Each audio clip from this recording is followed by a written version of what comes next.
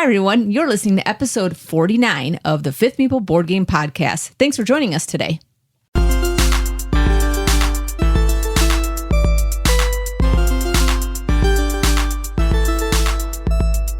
Hello, everyone, and welcome to another episode of the Fifth Meeple Board Game Podcast. We're a group of diverse friends who offer our takes on the latest and greatest board games to hit our table.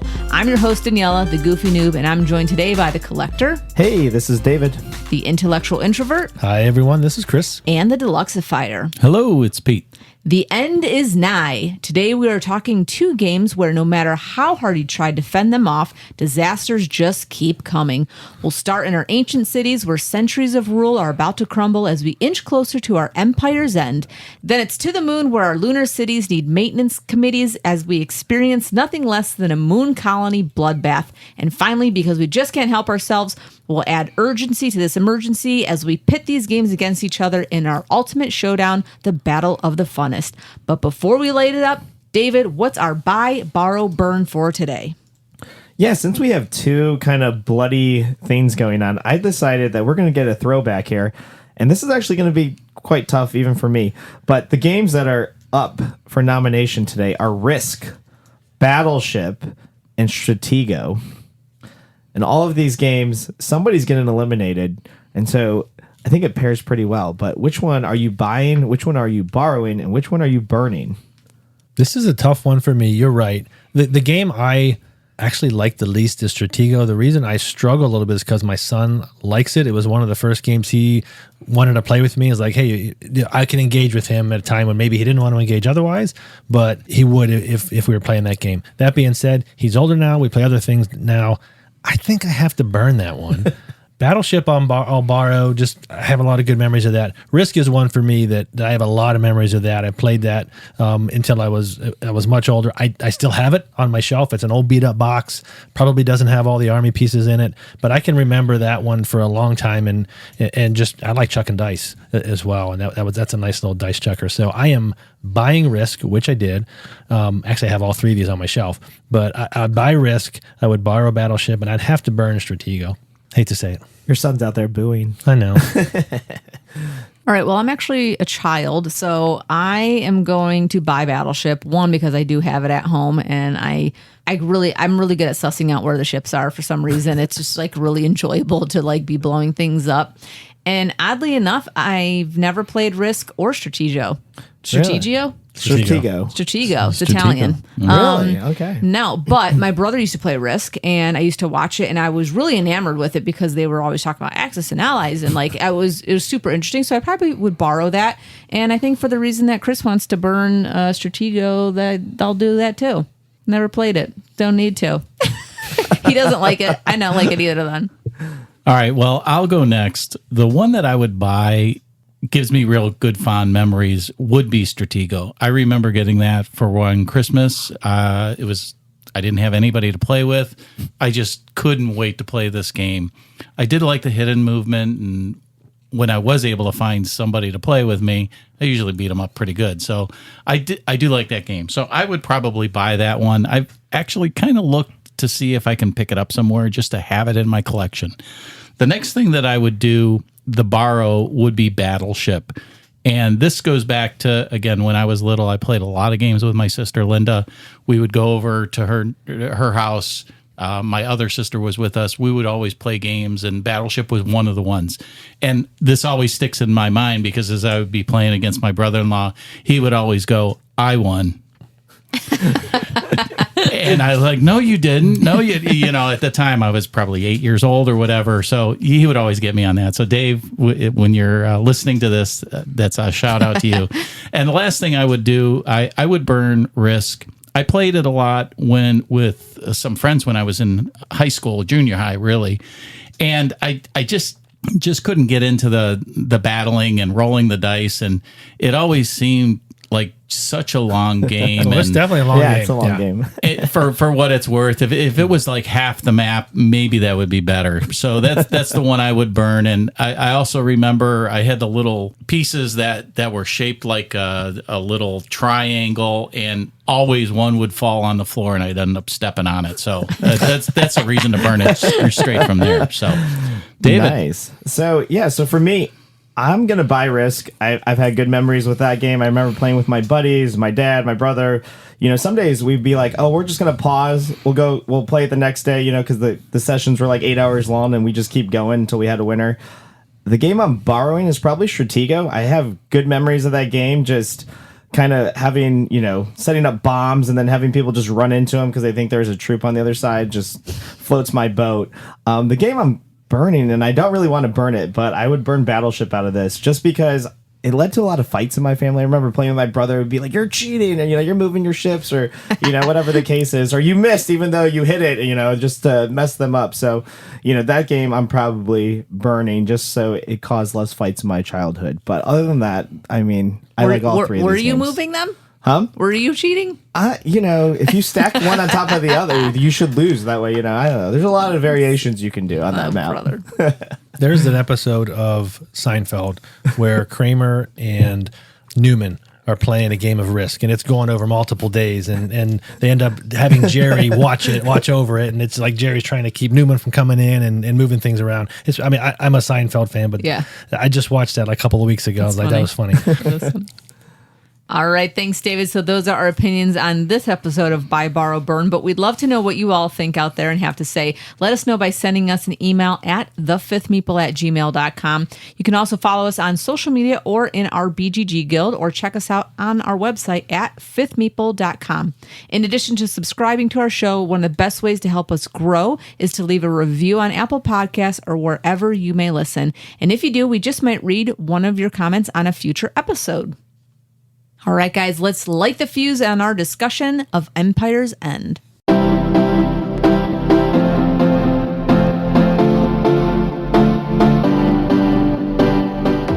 Empire's End is a 2 to 4 player reverse bidding and engine building game where you lead a grand civilization at the height of its influence. Life isn't easy, though, as a seemingly endless train of disasters threatens to destroy your empire. Players start the game with 11 location tiles representing their empire, along with a small number of resources kept behind a privacy screen. The game consists of a series of phases that occur in a specific order as shown on the turn board. During a disaster phase, 1 or 2 locations in everyone's empire are at risk. On your turn, to avoid each disaster, you must pay specific resources as specified on the disaster cards. If you cannot pay the cost or choose not to, that location in your empire is destroyed. However, you gain all of the resources previously paid to avoid it and can place the associated technology card under a remaining healthy location in your empire. These technologies provide various benefits for the remainder of the game as long as they remain under a healthy location. The next person in turn order must then face any remaining disasters, continuing it until all disasters are resolved. During an economy phase, players receive resources from their healthy locations and from any active technologies they possess, which also sometimes provide points. During an industry phase, players may spend hammers to repair a destroyed location, add new technologies from their hand to their empire, and take other actions which may include swapping locations within their empire. During a conflict phase, players compare army sizes, which can be secretly bolstered by spending coins and axe resources. Players then receive resources and points based on their army strength, with the strongest army receiving extra benefits, and the weakest often suffering a consequence. After the final phase, players earn points for their remaining healthy locations, as well as from technologies that provide endgame points. The player with the most points rises from the ashes and wins the game. Empire's End was designed by John D. Clare and was first published in 2023 by Brotherwise Games. All right. Well, Empire's End definitely lives up to its name. I think that's one of the pros that I have.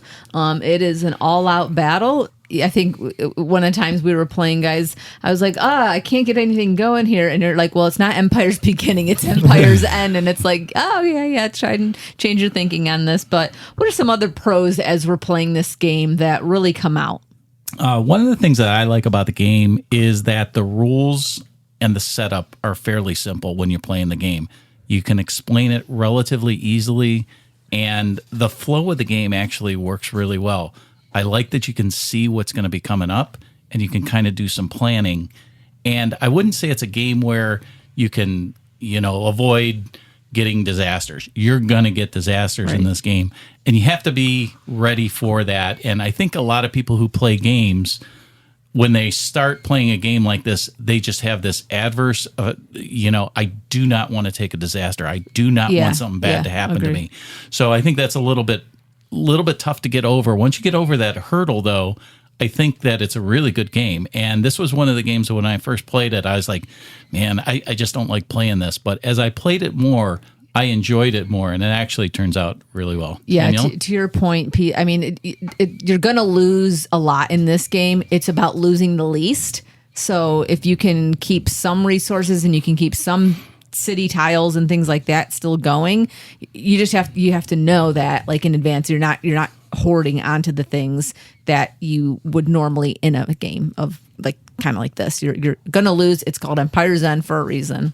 Yeah, I think it's a really interesting puzzle, like you guys have touched on, when to take that disaster and when not. You can't avoid all the disasters. And in fact, if you do, you're going to hurt yourself later on. You have to take some disasters. You have to take them at the right time, whether it's the right location or, more to the point, when the right amount and the right combination of resources are on there. You have to do that, maybe to be able to really avoid the one that you need to avoid later on. That to me is interesting. I don't know if I've totally figured it out. I've been pretty successful with this game, but I'm not sure I know totally why that is. But I do like that puzzle.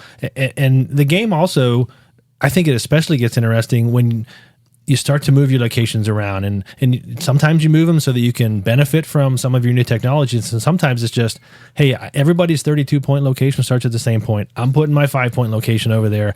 I can do without the farm. I can let it burn, but I'm going to let it ride, and I'm going to let everybody put all the resources on there, and I'm going to use it that way. And you can start to get clever that way. And again, when you avoid a disaster, when you just take it, to me is a really interesting decision. And there's enough disasters to where you're going to make that decision a lot of times. Mm-hmm. Yeah, I think, continuing on with what you just said about the disasters, you're going to have to pick them up. And it really is costly if you aren't picking up any. Sometimes you're going to have to pick one up just to try and hold on to some of your resources, or, burn a town or a road or whatever you might have that may not be as costly. So that's really cool, the puzzle within that puzzle.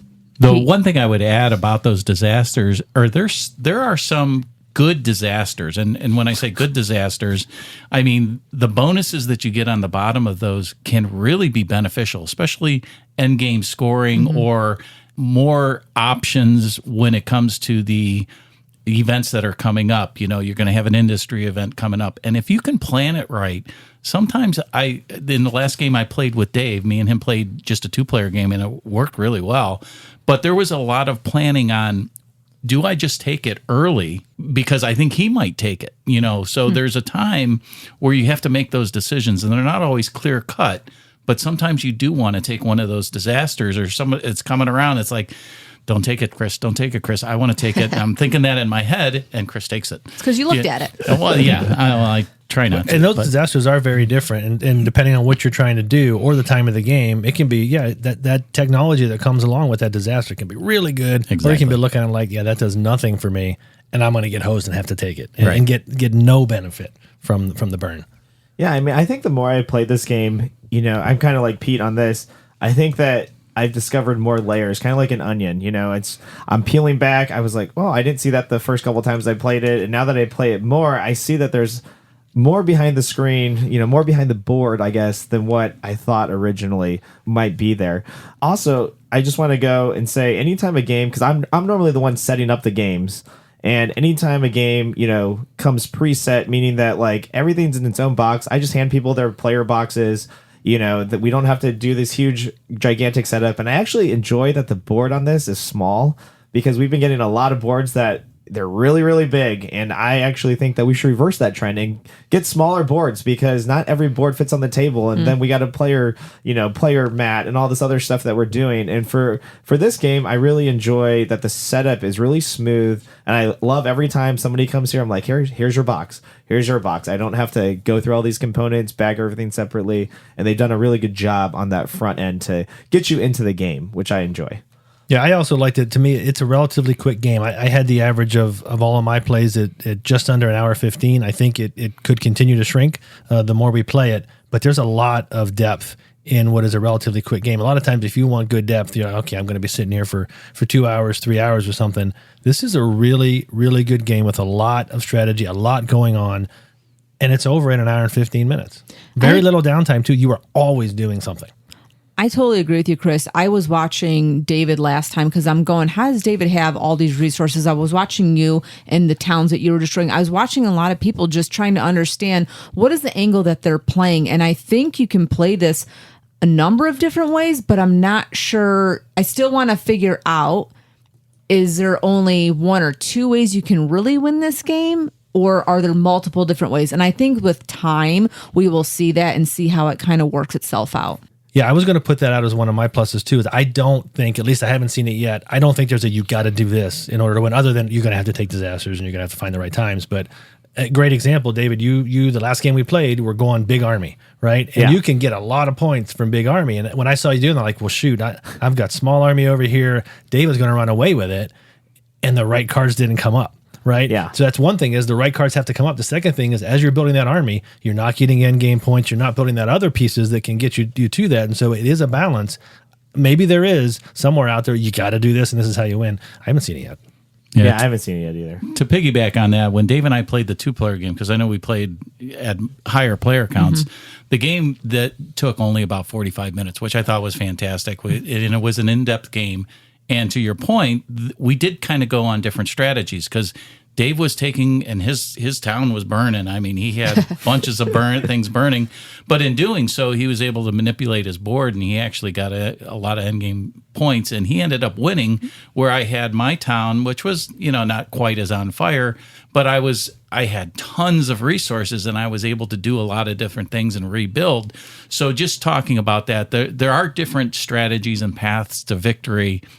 Does everyone work every time? I don't know. And a lot of it is what comes out as those cards flip over for the war, and what comes out when you're drawing those disaster cards that you get in your hand, which you can play for those bonuses when that time comes. Yeah. And even to layer onto this more, I mean, you and Chris tied last time, Pete and Chris, you guys tied, and you guys both took different approaches. And I think that just speaks to the game and the different ways that you can play it. So... All right, so how about with this game, some of the things that might frustrate us? I know it's kind of like a Roman-themed game, but Pete likes it, so we're good. He usually doesn't like our Roman-themed games. We're on to something new. I think we could all start off with the screen that is to hide your pieces parts. For the love of all gamers, would somebody create an epic screen, or like a piece that would weight it down or something? That's number one. Yeah, and David was talking earlier, hey, it's a nice small board. It's not a very big box. And maybe that fed into why is the screen so small. But yeah, the screens are always small and flimsy, and I don't know why someone can't make a good screen. Yeah. We had that fan on, and you just kept blown over. I mean, it was just super bizarre. The other thing I think that we probably all agree on, swapping locations is a cool mechanism. It's also a pain in the butt, especially when you've got a technology or an innovation underneath there, and if that innovation has a cube on it, then all heck breaks loose. And so it's a neat concept, but when you actually go to move things around, everything gets messed up, and it's just a little hard to do. Again, maybe it's a nitpick, but that's half the game as things are going on. The one thing I would like to see in the game is a little bit more variability in the board, because as you're playing there's two sides of the board. One side's for 2 players and the other side's for more players. And it's kind of fixed on what's going to happen every time. Interesting. What I would really love to see, and I thought about it a little bit as Dave and I played it, I would like to see kind of like a little chips that you can randomize, and maybe certain things can't be next to each other, but to set up that board so things came out in a different order, which would, I think, really add to the replayability of the game. I think right now, with the way that everything moves around, there's still a lot of replayability because your board's going to be changing and all that. But I would like to see either maybe another player board that they can throw in, or just that option, and maybe have some guidance around what needs to be next, or maybe, the boards are set up in different eras, like you have, the first area, second area, third area, or whatever, and you shuffle up those tiles and lay them out and play it. I think that would be really fun, and I think that would really add to the game as far as replayability. Yeah, I had the same thought too. I don't know if it's a modular playing board with 3 or 4 phases on each one, and that way the wrong things don't get next to each other, but it's still different. And, exactly. And it's not, okay, I know that I'm always going to have this double thing coming at the end, and whatever. I would like to see some of that variability in there as well. Yeah, I'm in agreement. I think it feels dated, actually, because it's a static board. It's 2 years old already, man. I know. Well, I feel like they borrowed from like Concordia or something. Another nitpick for me, but again, small box, but the scoring markers are like smaller than my pinky nail, right? Yeah. I don't know, and they're super thin. I don't know why they have to be that tiny. I realize they want to fit in a box. Why is that scoring marker that you move around the board have to be so stinking tiny? Well, I have the opposite. Why is the timer that's on the main Exactly. thing so freaking big? It doesn't even fit on the little tiny square. So Yeah. I don't understand. Somebody made a mistake on the computer Yeah, when they put printed. the wrong coordinates in. I probably should have 3D printed something for that, just to toss in the box and say, we're going to use these. That's an easy fix. Just grab some meeples and pick your color meeple and put it out there instead of that little scoring chip. I would like to see the player interaction with this game feels a little dry. I would like it. I don't know how there could be another way even to add like a way I could blow up someone else's road or something like that, where you're launching something or a disaster card where you have the ability to hurt somebody else. I wish there was a little bit more of, I'm burning down my own town, but I'd like to burn down David's town too. Something like that. I think it would be a cool little variation, but I don't know. I think the interaction between us all, we were kind of like, no, I don't want to burn that down. And, we were hemming and hawing about some things, but I don't know. I think there should be a little bit more like either laughter or, oh my gosh, like my whole thing's burning down. I don't know. I just think that's something. But I do think there is a decent amount of interaction in the game, though. I think you're looking for more direct interaction as opposed to, okay, I can look at David's board and I know he does not want this burning down. Right? This is desperate and we can do that. Or I just saw he doesn't have any of these anymore. And so now he's got to start either taking it or spending. So there certainly is that. And you can look to be mean to someone, but it's a lot of indirect. And that's hard, though, to be mean to somebody, especially if you don't have the resources to do that. So sometimes, like, if you gained a lot of resources and you could do that and your engine kind of built because you had a good farming or economy phase or whatever you wanted to call it. If you had a good phase, like, you could probably, like, force David maybe to burn something down. But if you didn't have those and then if you only have 4 left, then you got to ask, you got to reveal your chips and then you got to get one and you lose your turn. It's just, I don't know. There was something there that I wish was a little bit more of a boom in your face. I'm launching a bomb over at you. Catapult expansion. Yeah. I mean, I think that should be like on the army cards when they come out, that if you have the largest army and you have the smallest army, the largest army should get to do something to the smallest one instead of just their random, you have to move number 2 to your 9 space. Oh, It's okay. Demand a resource. Exactly. Demand something or, get an option because of that. But yeah, that's interesting. So some of them I look and say, man, I really don't want to move that. Most of them is like, okay, that's so random. Your second highest this to sometimes that for me is just more of a nit again, but it's like, okay, now I got to figure out which one is my second highest healthy as opposed to just swap 7 position and 4 position. But it's a little bit too nitpicky. Yeah, but as you're trying to, build out your city and making it as best as you can, that does kind of muck with you a little bit that you can't just not change. So yeah. The last thing, I think Empire's End, the name of the game, I know this is really nitpicking, but I feel like it should end with somebody's empire just burning completely to the ground. Because I think that's the true, nature of what I was expecting when I got in there and hearing the premise of like, hey, we're burning down the cities. When I read what this game was, I really was hoping that that's how the ending was. Like, if I can keep my city up longer than somebody else's, then that's kind of the end game. And when we got this game, I saw that it wasn't, because it's more of like a Euro and, you're going to score something. But I think the premise, if you're thinking that somebody's going to go all the way down, it's just not in this game. So just thought I'd point that out there in case you misread it like I did. But yeah, and I'm glad it didn't, because I think that could be a really long game and people would end up stretching it out. And I like the fact that it was an hour 15 or in a 2-player game 45. Well, or if you have the most buildings that are burned down, you can't score. You automatically lose. So at the end, it'd be interesting to play it that way, but I digress. Mm-hmm. I think that's one of the tiebreakers, though, too. Well, it is. That's how I lost the last tiebreaker. Was it? Who do you lose to? I don't know, some weird dude. Don't worry, David. That is coming up in our next game. Why don't you take us to the collector's corner, though, for now? Yeah, so for right now, you can go buy this game on Amazon. It's $31.82. It's a really weird price point. I don't know why it's $31.82, but it is. But if you're looking on the secondary market, you can buy this game used for about $15 to $20, and it is pretty prevalent on the secondary market for that price point. So if this sounds like something that would interest you, you could probably find it for about $15. I don't know what shipping will cost you, but you can probably find it for $15. I think that's a really good deal for this game. Even if you said new, it was 30 something. $31.82. Yeah, I think that's a right good now, price even currently. new. And if you can get it used for that price, I'd say snatch it up. I picked up mine for $10. Now, what you guys both had, though, that's not like a deluxe version. That's how the game comes. Yeah. Okay. Right. Which it comes really with really nice inserts that are actually functional. Right. Yeah. All right. Final thoughts. Chris, what do you got? I liked this game a lot. Is it my favorite game? No. But it had been a while since we had played it before we brought it back out and played it a couple times before this recording. And I was like, I'm not sure if I really liked it when we played it originally. And we got the first play back on this run of games. I was like, okay, let's play that again. And I was looking forward to playing it. I think it's the right balance.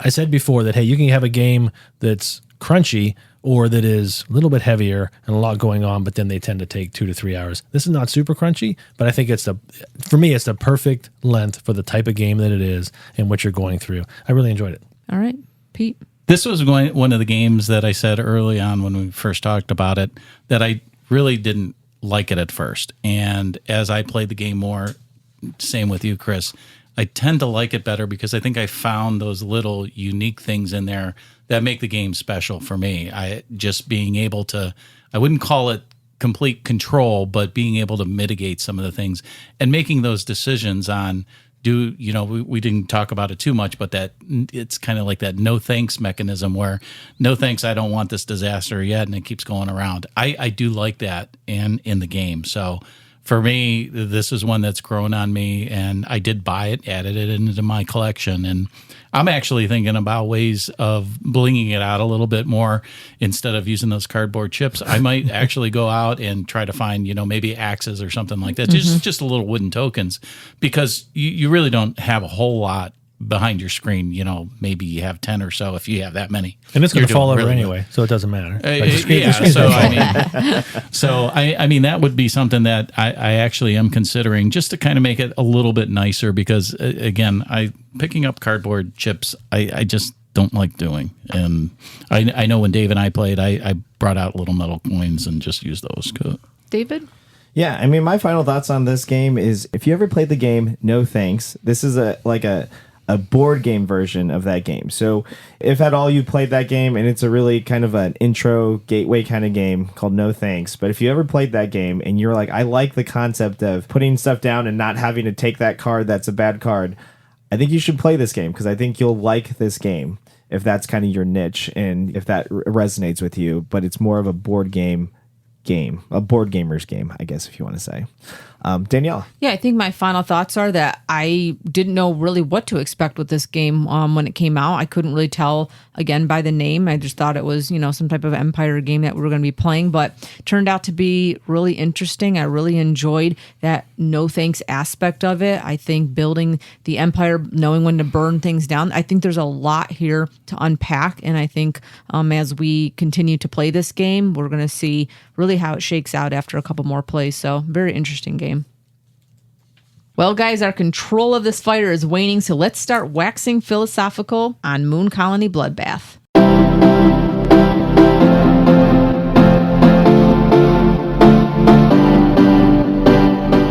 Moon Colony Bloodbath is a 1 to 5 player engine building, engine losing tableau game that places you in charge of your own lunar colony. You'll spend your time struggling against never-ending disasters, hopefully surviving, but likely never thriving. All players start with 30 colonists, a small amount of money and food, 4 building cards, and 5 perk cards. The game centers around a shared set of cards called the Progress Deck, which grows as the game proceeds. On each turn, a card is revealed from the Progress Deck, and all players must do what the card instructs. When a work card is revealed, players may mine to gain money, farm to gain food, research to gain building cards, restock to gain boxes, or build a new building from their hand into their tableau. Each building has a cost to build and also provides a certain number of colonists. Some buildings also provide benefits when built, when lost, or when taking certain actions. Some buildings also lead to cards being added to the progress deck, like robots that wreak havoc, or perks that provide a benefit to a specific player each time they're revealed. Some cards in the progress deck provide opportunities for players to make trades or receive other benefits, but most cards are, shall we say, less than beneficial, often adding new events to the deck and frequently requiring players to lose colonists. If a player doesn't have enough colonists available to lose, they must destroy a building, gaining the colonists housed within. The game ends when a player cannot satisfy the colonist loss requirements, or if the group manages to survive long enough to add the 13th event card to the deck. When this is triggered, the player with the most remaining colonists wins the game and moons the other players. Moon Colony Bloodbath was designed by Donald Vaccarino and was first published in 2025 by Rio Grande Games. All right. The name, odd, yes. True, yes times 2. Bloodbath is exactly what this game brings out of all of us, and this is what David was looking for in Empire's End. He wants somebody to go out. That somebody to go out is me every single time. So the moon colony died, but let's talk about some of the pros. One of the pros is just the name and how it ends. I mean, for me, it is you're going out. I have not played a game where we've gotten to that 13th event card yet, and it's tough.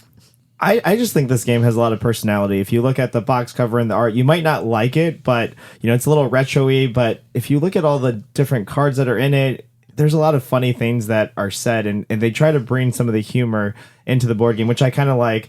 With the name Bloodbath, it kind of represents what's going to happen to us. But the main thing I really like about this game, though, is that they bring back this bingo mechanic where, we flip over a card every time and everybody at the table has to do that action. And I really enjoy this because sometimes misery loves company. And so you're playing a game where you're all getting destroyed. Yeah. And I just look around the table and I just kind of laugh at just like the hard decisions on, Dave's face. Danielle's over here, being like, I have no people and buildings now, and just watching the misery. And so if you enjoy that type of thing, I think you'll really enjoy playing this game because I think it's easy to teach just because everybody's doing the same thing all the time. It's just how you kind of do those actions and stuff differently, but you all have to react to that same event. There's no avoiding it like in Empire's End. You have to take the damage, if that makes sense. Yeah, and it's a nonstop from start to end. There is like no downtime. So much so that if someone takes 5 seconds to make up their mind, it's like, come on, man, what are we doing? We're just sitting here doing nothing. But it's just nonstop. And typically, typically what you're doing is taking the dead bodies of your colonists and tossing them into the pile because it happens so often. Fertilizer. Yeah. You know what this game reminds me of is those TV shows where there's like 2 Russians standing there and they're doing that slapping contest where they just take all their strength and they just slap the living daylights out of the person across from them. So you're always on the receiving end. end. Always. And that's just like happening like back and forth. There's just one slap after another, especially when those robots come out. Like it just take it right then. I mean, what the heck?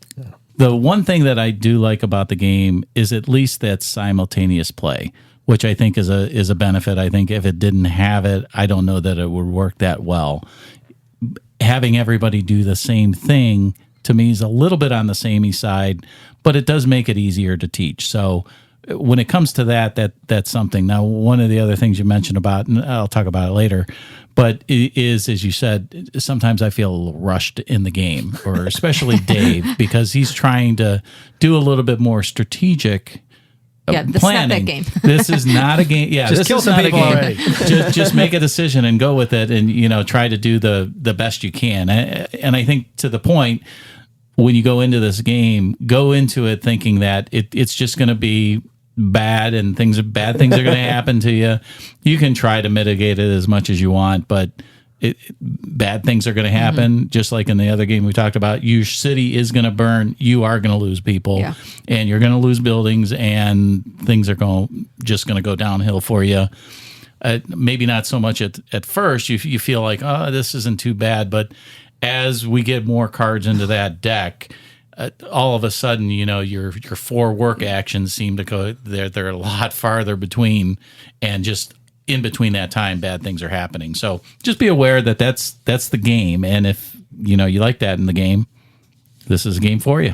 Yeah, it's another one of those resource loss management games. You got to know that. Like, you got to know, like, again, you're getting punched in the throat every single turn, especially when more stuff starts to get added, or somebody uses a card that adds an event or adds a robot or adds something else into it, and you're going, that deck is getting thicker, and the next entire round that we have to go through is going to get harder and harder, because then, maybe I don't have that perk card to get two humans. Oh, that's really going to do me good when the robot's taken like 6 of them. I mean, it's bizarre. Yeah, I think if you were to play the game, because you talked about having 13 event cards, I think every time we played, we might have got 7 rounds. I think if you were to play it strategically and working together and not putting that bad stuff in there, I think it would be a different game. And I think I'd like to try it like that just to see what it's like, rather than buying, you build that building and then you're adding more stuff in there. Maybe not build those buildings and try to do something that's not as bad. I'd be curious to see how the game would play. Yeah, so a true co-op. I also wonder, because I've always played it with either 4 or 5 players. I'm guessing that if you play it with less players, well, then there's less buildings being built, which means maybe less likelihood of those robots going in there. And so maybe the more players you play it with, the less likely it is you're going to make it to the end, and the more likely it is that someone's going to ultimately this isn't die. Moon Colony Love Fest. It's Bloodbath. Exactly. I mean, when Daniela blows up her nuclear reactor and we all take the radiation damage, it's not really that fun for everybody at the table. No.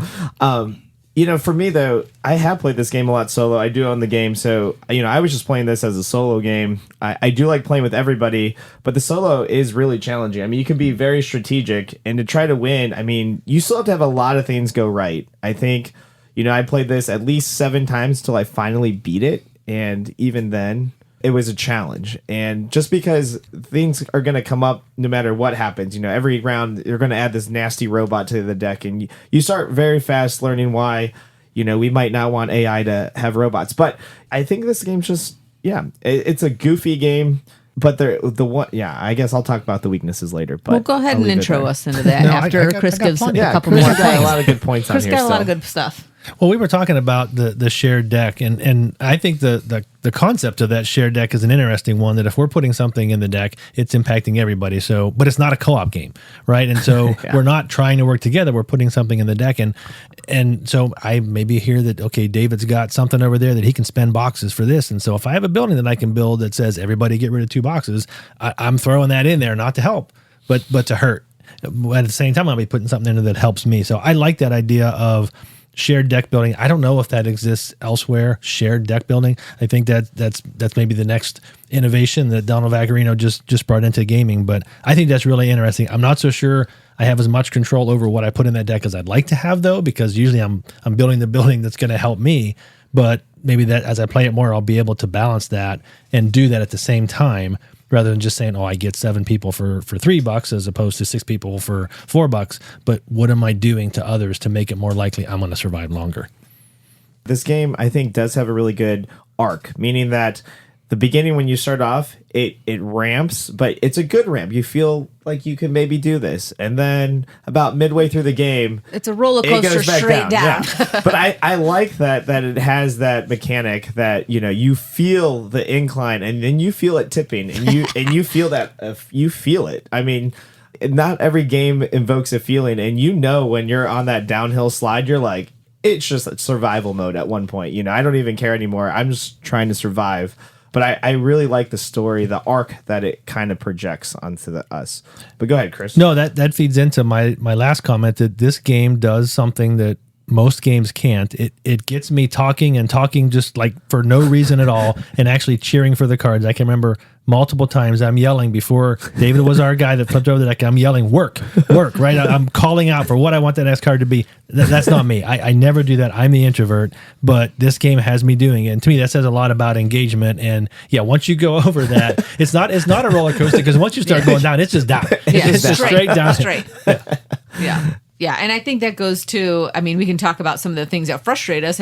For me, I've gone out of this game Planet Destroyed twice now, and for me, when the boat is sinking, it is just a Swiss cheese boat, and you're putting fingers in holes that you don't have enough fingers for, all those holes, not even enough toes. It's a sinking ship, and you can't really bring that back up, which is why I think the perk cards frustrate me a little bit, because I think they should have more resources on them, because by the time you put the robots in, 2 measly people, 2 measly dollars, 2 measly apples isn't going to get you squat even midway through the game, because it is just straight down. I think there should be a little bit more on those cards, because they're just getting destroyed anyway. Like, to me, there's a little bit of a tip in that, and I know we're being destroyed in this game, but I don't know.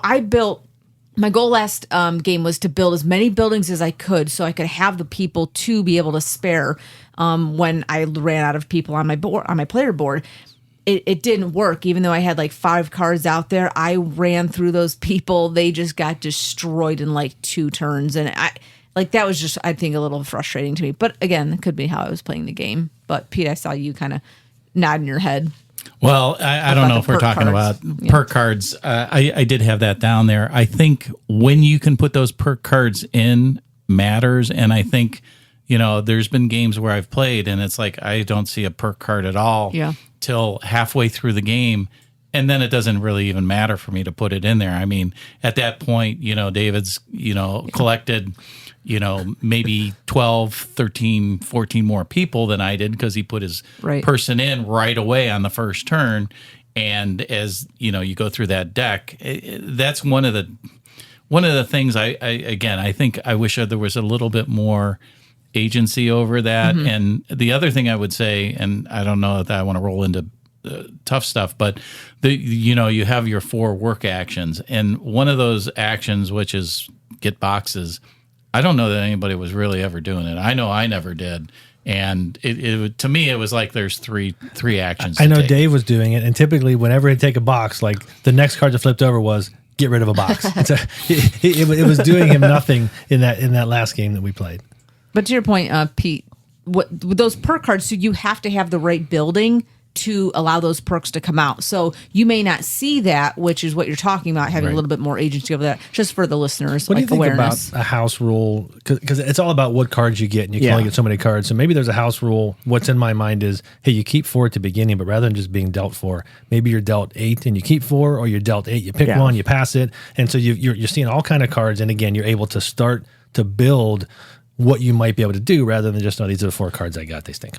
Yeah. I mean, I kind of like that. Or maybe, I was thinking some other variation of a starting hand. I like what you said, Chris. Or maybe it's like you could turn in 2 of your cards right away just to add a perk. Is that the cost that you want to do? Is it worth 2 cards out of your hand? Because we all know, it's hard to get cards in this game too. So, what's the cost benefit to try to get a perk in early? But I do think there should be something, and you'll probably see it in an expansion that they'll come out with something in the beginning to just kind of give you a little bit more agency. But I do think it's needed. This game's going to have a lot of expansions. And it's right. It's right for them. Oh yeah, yeah. I expect the art to come up later, as when we're talking about theme and production, as maybe being good and charming to some. It's not to me, but I can live with or without art. To me, the real issue I have is with other aspects of the card design. When I look at the cards and I look at the text boxes, they look like they were done on PowerPoint. They look like they were homemade. They look cheaply made to me. And I don't even think that aspect of it is, it's part of the charm. To me, that's how they did it. As a further nitpick, the perk cards to me are not as clearly identifiable as, a perk just came up. Well, whose card is that? And there's like a small red swath on it or a blue swath to tell whose it is. I don't know. I feel like that aspect of the design could have been done better. I agree. I also think that there's twist cards that come out every game. There's this huge twist deck that you get, and you flip 2 of them to do your starting deck when you play this game. And I play this game about 10 plays right now, and I haven't seen all the twist cards. And, the problem with it is they don't really come out during the game. There's a very few things that will make a twist card come out and be added to the deck. And yet a lot of times they're not all necessarily great, but you want to see them as a player to balance out a lot of the robots and other stuff, but they just don't come out. And maybe that's the design of the game, but I feel like I have this huge deck of twists and I barely ever get to add any into the game. And I haven't even really seen half of them. And so it's challenging. I wish we can get more of those in the game somehow, that there's a mechanic to do that. Because I do think after playing it so much solo and with you guys, I do think it's getting a little samey for me as far as like what I can do. I know most of the buildings now, I've seen this huge deck, but it's calling already to me for an expansion of some sort. Yeah, it's coming. I know. And I'm going to probably buy it. Anyways. I think we talked about it briefly. Just the game, I feel rushed on it. Chris, you mentioned, you're waiting five seconds to make a decision. Yeah, just do something, Pete. That's Dave is the one that we're always trying, because he's trying to read the cards and he's trying to game the game. And I mentioned it before. I just kind of want to reiterate it. This is a game you're just going to play stuff and see what happens. Danielle, I think your point, about building out buildings, I think you have to do that. It's what buildings can I build the cheapest that give me the most people? Mm-hmm. And that's all I focused on. Is there other strategies? I'll leave David to try to figure those out. That's the best I'm going to do. I'm just going to try to get money to build buildings and then watch the world fall apart, or the moon fall apart. Yeah. So, David, did you buy this game new? I did buy this game new, yes. So, did you ever notice this in the game? Right now, I am showing him 2 player mats. One is Dr. Kaneko, and one is Dr. Bangery, and they are a misprint. Oh, that's probably makes it worth more money. And I know people are very upset about that. And Really? they Online? feel, and they feel interesting. that I did not know that. Rio Grande Games should be kind of sending out a new one. And So the misprint is that the picture of the person on the back is the same for 2 of the characters, Yes. but not on the front. So Right. it's got the wrong character Right. picture. Yeah. So, but people thought it was a big enough deal that they were like, oh, Rio Grande Games should be sending out a new one and try to fix that. And But you don't use that back for anything. Never even I'm have seen just that. bringing up the conversation. I of think what it just people- goes with more of the, craziness that this game is. I mean, the production level is not great. I mean, let's just be honest. When it comes out, That's an understatement. It's not horrible. We've had worse. I think they were going for Glory to Rome type style. So, cult vintage, classic. yeah. They'll probably come out with a black box version. I mean, if you're going to complain about something, don't complain about the picture being on the back. Complain about the fact that you can have a game end in a tie.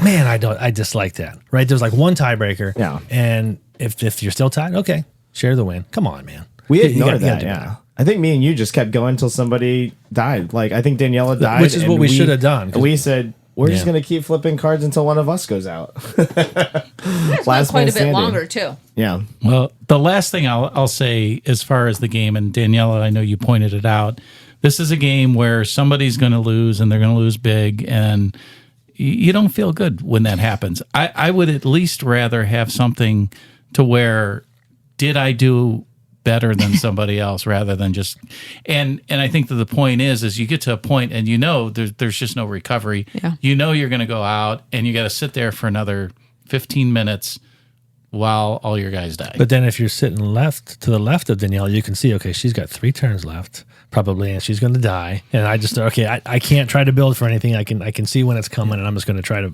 Especially when figure you that know out. how much is left in the deck that has to go, and you're going, okay, we've done all of our work, we've done all this, my perk cards all came out, and I know there's like 3 robots that are going to be coming in. Yeah. And I'm not going to lie, there are some times where I see that with Daniela because, she's played a couple of times. We can see that she's struggling. And part of me wants to be able to send her a lifeboat because I know I have a good engine built up, but I know if Daniela goes out the next turn, I'm not going to win because I can't score points, but I think I could outlast some of the people at the table. But there's no option for me to I wish there was an option I could send her a lifeboat or something so everybody thinks she's going out, but she just got a bunch of stuff and now she's back in the game. So at my sacrifice, but maybe other people could do that too if they feel like they're behind the leader. My misfortunes are everybody's misfortunes in this game. All right, well, David, knowing that there's a misprint on this, take us to Collector's Corner. Okay, so this game is sold out almost everywhere. I couldn't even find a copy. I'm kind of mad. I actually bought 2 copies originally because I got them from 2 different sites, and I ended up sending one back, but I should have probably just kept it because the value of this game has just shot up because you can't find it anymore. Right now, the cheapest and only copy I see on BGG is $80. And before this copy, I was looking through the sales history, and it was ranging between 40 and 65. But Noble Knight also has a copy. So I only found 2 copies on the internet currently as we're speaking of the recording. One of them's for 80, and Noble Knight has theirs for 125. Ooh. So I don't know when this game's going to get a reprint. I'm sure maybe they'll come in. It's a big publisher. But this game is going fast, and people are hearing about it. And I don't think they printed enough copies on the first run through. So we'll see what it does. But If you need slapped in the face, just call me. It is a hot property right now, yeah. He'll do it for less than Yeah, 80. do it for less than But originally, if you go to Rio Grande Games website, they suggest an MSRP of $49.95. So that is what I think I had purchased this game for. That's the selling price that they suggest. But right now, because it's sold out everywhere, and I don't know when it's coming back with all the tariffs and stuff, that it might be hard to find for the foreseeable future. All right. So Hold on to value is yours. high. There you So go. You can sell it if you Misprint and want. all. All right. Well, take us to final thoughts then. David, we'll start right back here with you. Obviously, a great thing to have in your collection right now. Yeah, I mean, I think that, I hear a lot of what Pete was saying. I hear a lot of what Dave's saying. I think that if you guys got this game, if you borrow it, you play the solo mode, I think you'd really enjoy it because the solo mode is very strategic. I mean, you are against the computer. You're trying to get to level 13.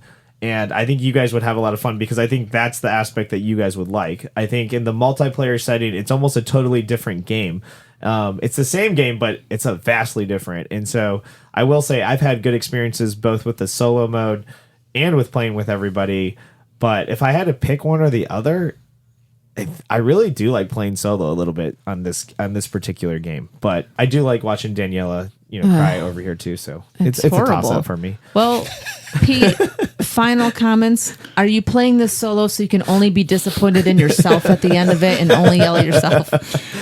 Well, that's one of my other points there. To me, this is another game that really is kind of multiplayer solitaire.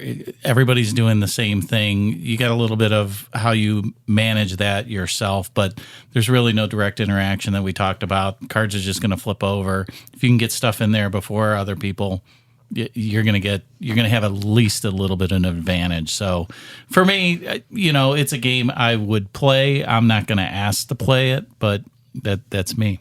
Chris? Well, before I go, is there a way to bling this out? Is it like now with real blood, or what would you do? Real moons. Well, there's a lot of components, especially with the little people and that. If they were to come up, little boxes, something like that. Yeah, I mean, you could do little boxes if they came out. Well, one thing I was thinking about when I was doing my show notes, what I would like to see, and I'm going to ask this for all the publishers, is can we come up with some kind of credit money that could be used universally for these futuristic games so that they just kind of all look the same? I know this one has it like in the shape of an M, which I think is cool. What does that mean for moon? I don't know what it is, but mega credits. Mega credits. Yeah. But as well in other games where you would have mega credits in Terraforming Mars. And that's my call out to these publishers. Pick something, pick a standard and go with it.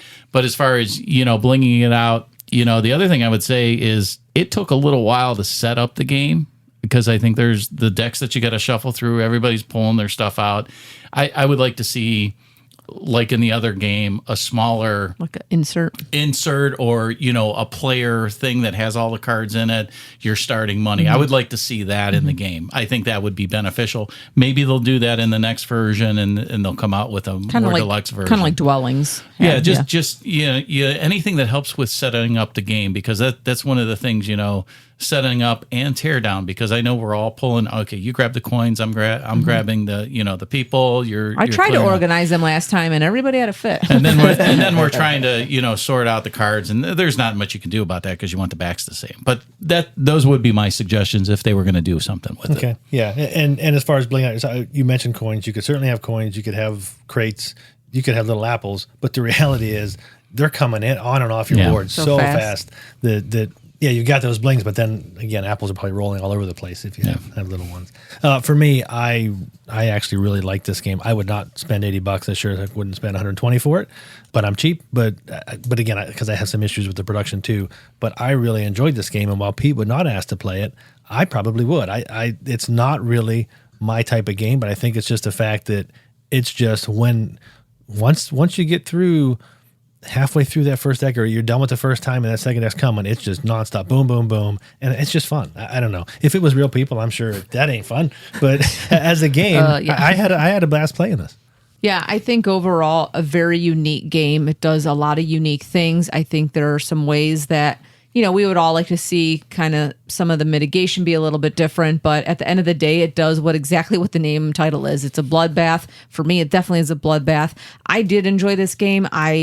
I thought overall it was fairly easy, even to get like your engine going or your buildings going. Like, it's very straightforward. There's not a lot of, you're trying out different methods and means and how to get to the end and how to make your colony last.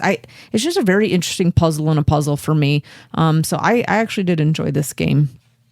Well, guys, I see the bad moon rising, so let's head on over to today's Battle of the Funnest.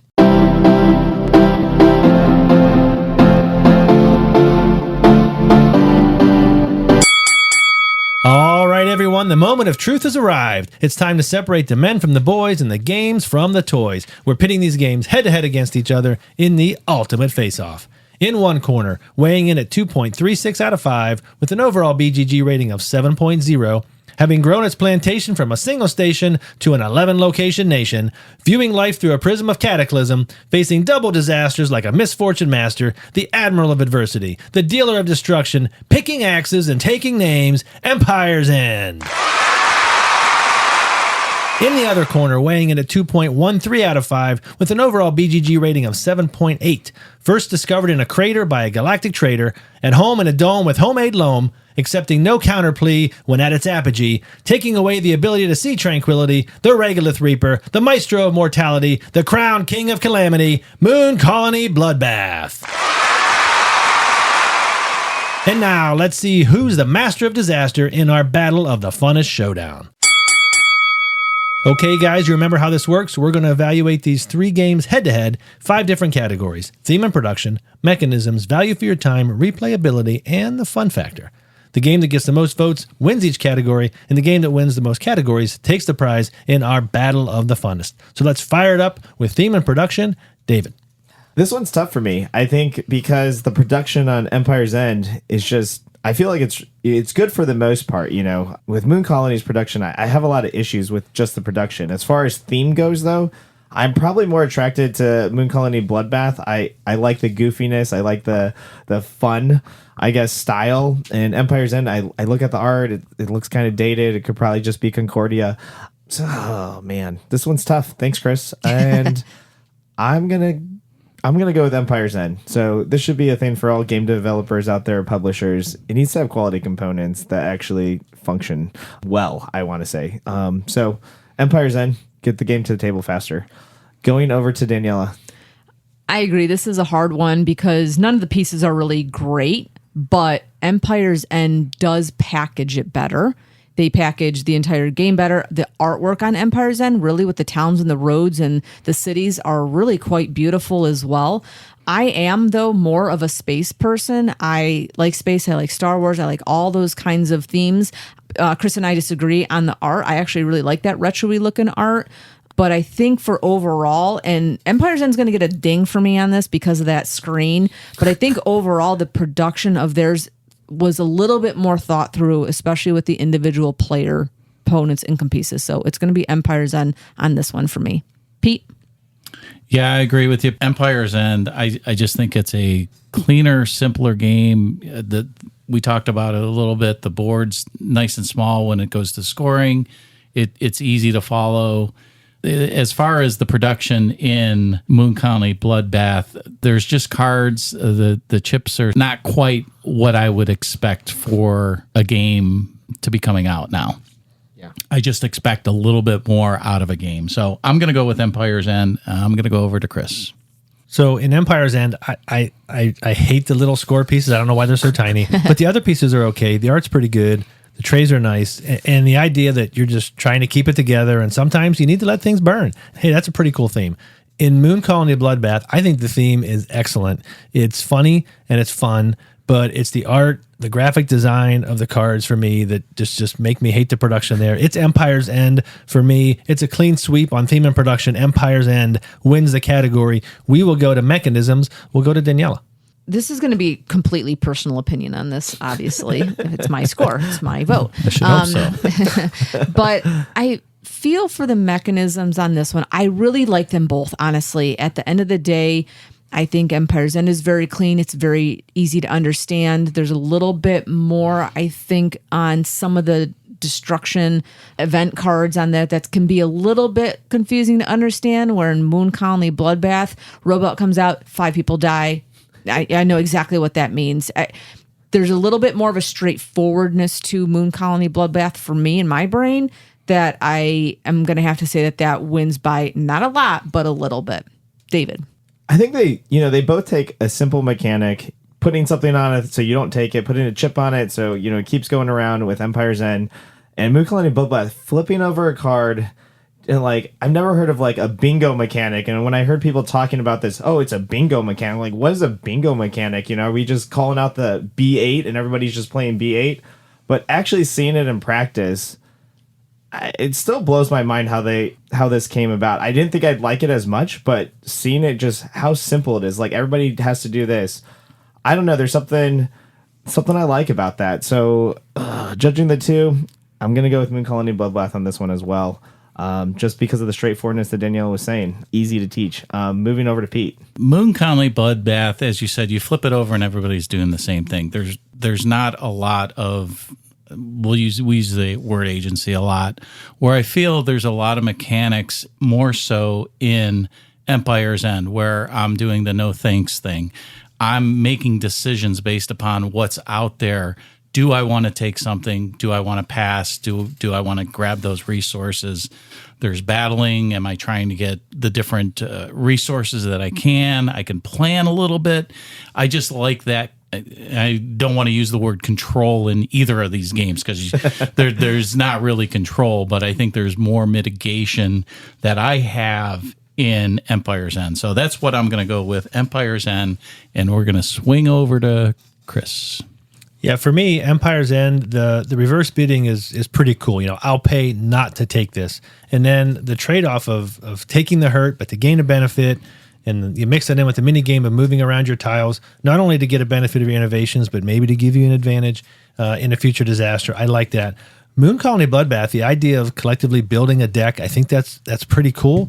But often I'm choosing buildings not because of that, but because of the specific benefit it gives me. So I am going with Empire's End, which means we have our first tie here, 2-2 right now. We use our fifth meeple, Dave, to break our ties. Pete, what did Dave have to say?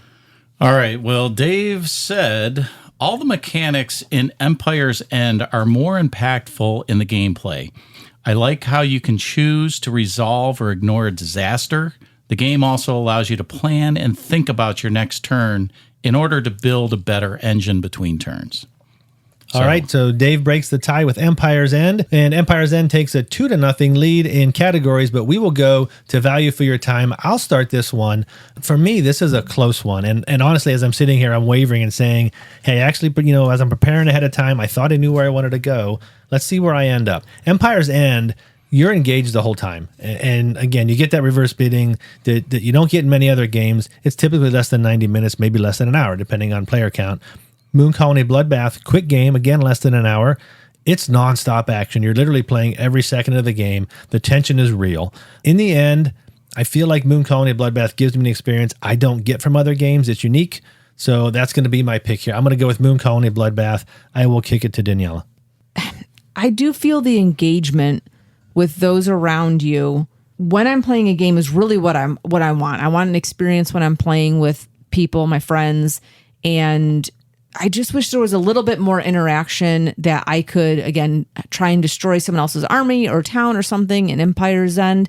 And in Moon Colony, we're all getting screwed together, which, it's just the name of the game. And I feel that theme comes out a little bit more in that. So the value for a time, and again, the games are ending all at one time. So the games aren't continuing to play or anything, but I'm going to go with Moon Colony Bloodbath on this. Pete? My decision on this one, it's not as close for me as it was for you guys. I see value in each of them. Again, I think it's what you're looking for in a game. And I'm going to go back to what I value in a game. And for me, that's that interaction with people. And I feel like with Empire's End, I'm engaged with you guys. I'm either doing the no thanks mechanism, or I'm taking that disaster, or there just seems to be a little bit more for me.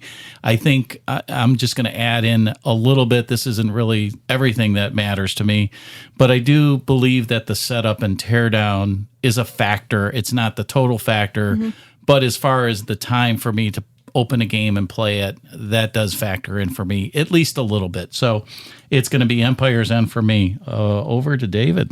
Yeah, so for me, when I look at value for time, I know we all come at it a little bit differently. These games play relatively quick. I mean, we're talking about an hour, I want to say, for both of these games. So when time's not a factor, I have to look at other things for, what value for my time means. The thing about it, and maybe because it's new and it's maybe because it's hard to find, but I'm going to go with Moon Colony Bloodbath because I feel like I have introduced this game to some non-gamers. They play very few games, and yet I feel like I'm confident enough that I could introduce this to them and really just get complete value there for both of our times and just having a really good time with it. And so that's where I'm going to go with this one. All right, so Moon Colony Bloodbath survives at least one more category, winning value for your time. It is now 2-1, Empire's End over Moon Colony Bloodbath. We're going to go to replayability. I'll start with Pete. Yeah, this one was a little bit closer for me, but I still think I'm going to go with Empire's End. And really the replayability comes into it with me, that the game changes as your board builds out. It just seems like that's it. I get it. You know, we're with Moon Colony Bloodbath. We're all using that shared mechanic. But to me, I think that's going to get a little old after a time. I mean, you're flipping over cards and you're just doing something. And for me, again, I said it more than once. I'm not a big fan of multiplayer solitary. And that's what it feels like for me. And David, to your point, maybe if I played it solo and could strategize on it more, maybe I would get a little bit more out of it for me. But again, replayability, I'm just going to go with Empire's End. Chris. I mean, replayability, how different is each experience? How often do I want to play it? Those are two things that go in for me. Empire's End, I do feel like it can get kind of samey. And once I play that once, maybe I'll do it once more, but then it's probably going back on the shelf. And then after a while, I'll bring it back down. Moon Colony Bloodbath, I feel like it might get samey after a while, but I can tell you that right now, as soon as I'm done playing it, I'm ready to play it again. I also feel like Moon Colony Bloodbath is right for an expansion. That would give a whole new experience. Empire's End is not. Again, we're doing base games. They're close, but I'm still going to do Moon Colony Bloodbath. I'll kick it to David. Yeah, the biggest stinker, I think, about this one for me is, you know, I played Moon Colony just probably twice as much as I played Empire's End. The thing about Empire's End, and maybe there's different ways to win. I've tried a couple different ways and just gone hard on those strategies. I haven't won. But I feel like the board is just dated. I hate to say that. I wish that there was something that would change that board up. I just feel like the same events. I just know I'm going to go down this path. I'm going to do all this stuff. I don't know if that's fun anymore for replayability. You know, when I think of Moon Colony, yes, it's the same deck, but you don't know when anything's coming out. I think we've had rounds where all the work cards were at the very end and we're all just getting killed the whole round being like, where are the work cards? And then they're the last like 5 cards, you know, they're 4 out of the 5 are all buried at the end of the deck. And I just wish I think if Empire's End had that, I might go that way. But because it doesn't, I'm going to go with Moon Colony right now, just because I feel like there's more replayability because of the randomness that's in there. And I don't get that necessarily from Empire's End right now. Going over to Daniela. Yeah, and I'm going to build on that point with Moon Colony Bloodbath, because I think when you don't know what's coming up in the deck, it could be 800,000 different ways that the cards could come out, which is a new game every single time. And, you know, you may never get to work on a certain round and we all go out. It reminds me a little bit, too, of when we play like the Lord of the Rings, the trick-taking game. I want to play the next round. I want to like do better, and I want to try and figure out how I can better manage my resources or how I can get to the next level or something. And that, to me, is what excites me about games and why I like games for what they are. So I'm going to go with Moon Colony Bloodbath on this one as well.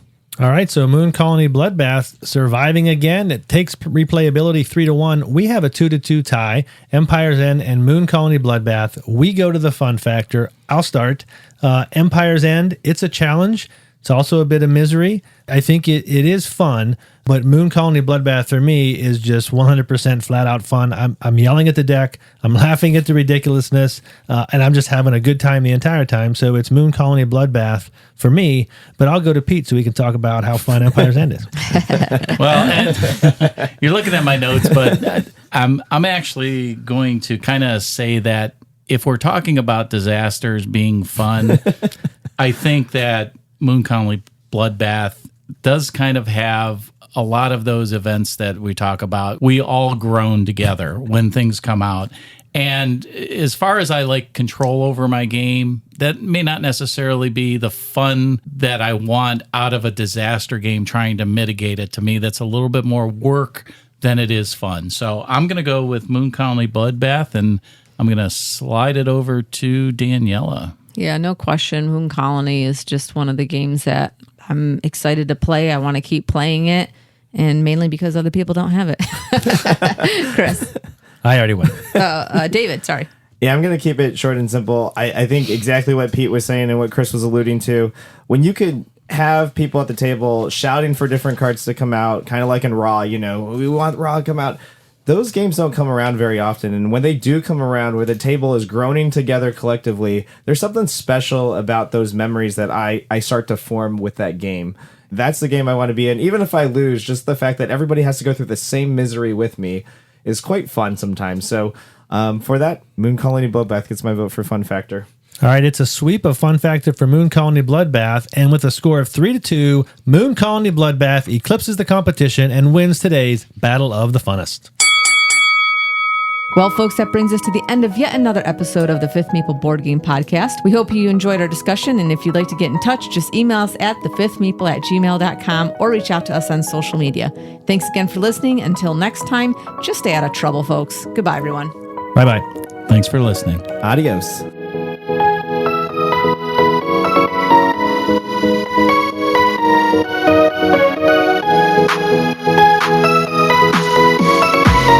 Hello. Wait. What? Or, whoops. Now I got to remember what I was going to say. I thought I had something else, and that's gone. I didn't write it down. Wax on, wax off. But to your point, sorry, I just spit. You know.